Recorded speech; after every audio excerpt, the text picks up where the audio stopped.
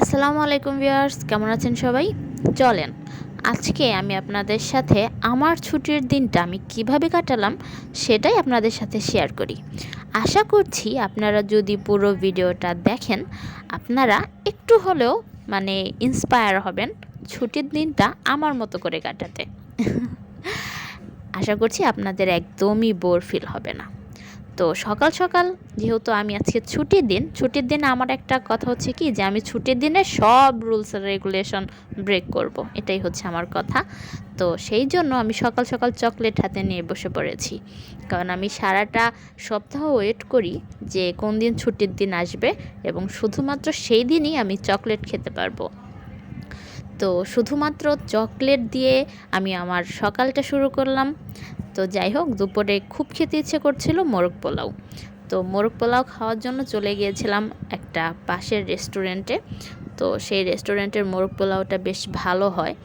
তো যেহেতু ছুটির দিন, আজকে হচ্ছে আনলিমিটেড খাওয়া দাওয়া। তো এই হচ্ছে সালাদ, আর মোরগ পোলাওর সাথে বোরহানি না হলে কি হয় বলেন তো? উইদাউট বোরহানি আমার কাছে মনে হয় যে বিরিয়ানি জিনিসটা আসলে যায় না। আমাদের বাঙালিদের মুখে আসলে বোরহানি ছাড়া বিরিয়ানি কেমন যেন ঠিক রটে না বা রচে না, তাই না? তো বিকেলের স্ন্যাক্স হিসেবে অবভিয়াসলি ফুচকা, মানে ছুটির দিনের বিকেলে ফুচকা হবে না একটা কথা? তো আমি আসলে স্ট্রিট ফুড হিসেবে যে ফুচকাটা পাওয়া যায় রাস্তায়, ওইটা আসলে আমি অ্যাভয়েড করার ট্রাই করি।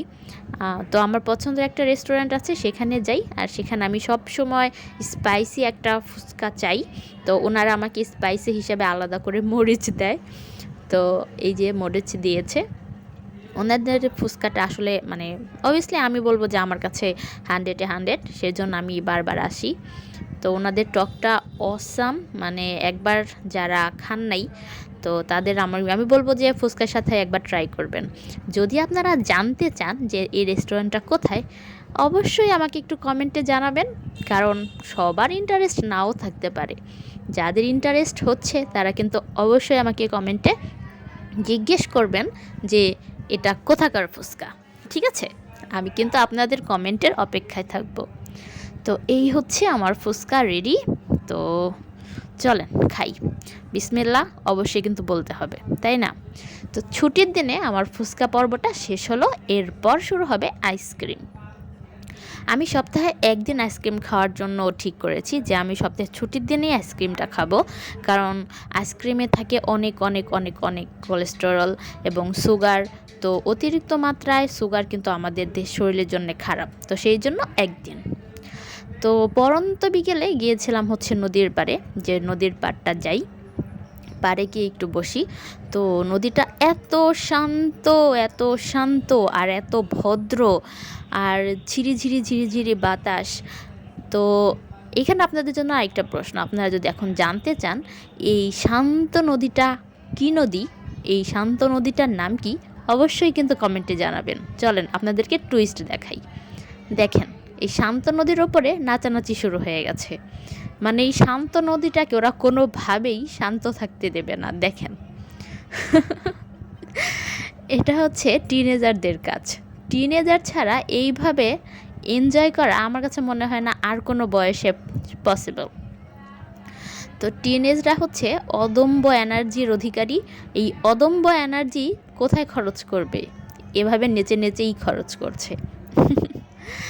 তো সকালে বিকেলটা খুব সুন্দর ছিল, ওয়েদারটা খুবই ভালো ছিল, চমৎকার একটা ওয়েদারে নদীর পাড়ে বসেছিলাম ফ্যামিলির সাথে। তো ব্যাপারটা আসলে খুব ভালো লাগছিল, খুব এনজয় করছিলাম। আমরা আসলে মানুষ, সামাজিক জীব। আমরা বিভিন্ন কাজে আসলে সব সময় যেমন নিজেদেরকে সময় দিতে পারি না, সেভাবে সময় দিতে পারি না ফ্যামিলি, পরিবার পরিজনদেরকে। তো সবাই ট্রাই করবেন ফ্যামিলির সাথে একটু টাইম স্পেন্ড করতে। এটা না আসলে আমাদের মনে হয় এটা আমাদের দায়িত্ব, আর এই দায়িত্বটা এড়িয়ে যাওয়া আসলে কি বলবো, এই দায়িত্বটা এড়িয়ে যাওয়ার কোনো ওয়ে নেই। ওকে, সবাই ভালো থাকবেন, সুস্থ থাকবেন, আল্লাহ হাফেজ।